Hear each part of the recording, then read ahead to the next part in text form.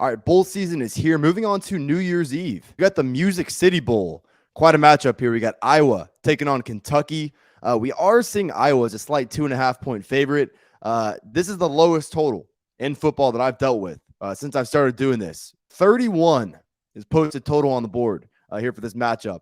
It's low. It ain't low enough.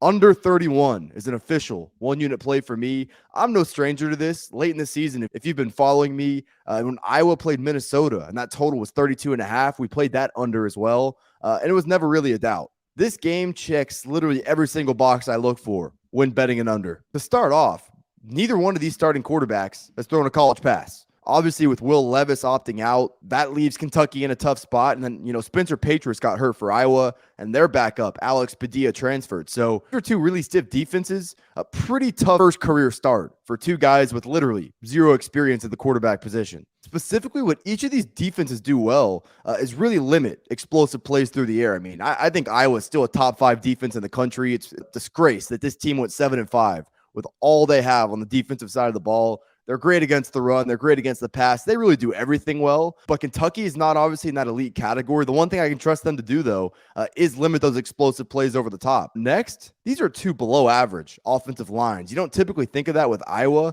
because of all the guys up front they've sent to the league over the years. They're terrible in pass protection. And quite frankly, they haven't run the ball on anybody this year outside of, I think, Northwestern, where they really got whatever they wanted. I think that has a lot more to say about Northwestern, though. I mean, this Iowa run game, over the course of a few years now, has really kind of underperformed. Kentucky, on the other hand, we know how much pressure Will Levis was under throughout the course of the season. Now you got a younger quarterback, but also Kentucky's top 2 running backs, Chris Rodriguez Jr., Kavosiey Smoke.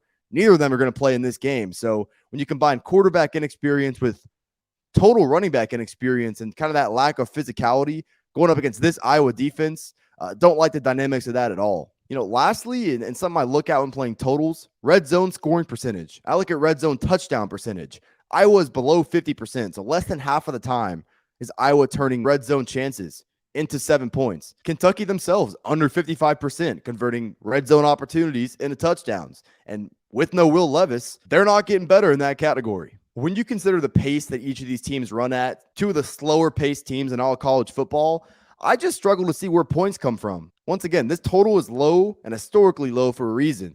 I'm not afraid to play this under the 31. I'm really not. This is going to be a 13-10 kind of game in either direction. When you have two teams who are as bad offensively as these two are going to be, combined with an elite defense like Iowa and a Kentucky defense that's really going to make Iowa sustain, 16, 17 play drives, which obviously we haven't seen the Hawkeyes do that this year. Where's the path to points? I guess just because Iowa's defense is in that elite category and Kentucky's is not, I think that's maybe a slight edge there, but wouldn't want to be trusting either one of these offenses. I'm going to stick with the under here in the Music City Bowl.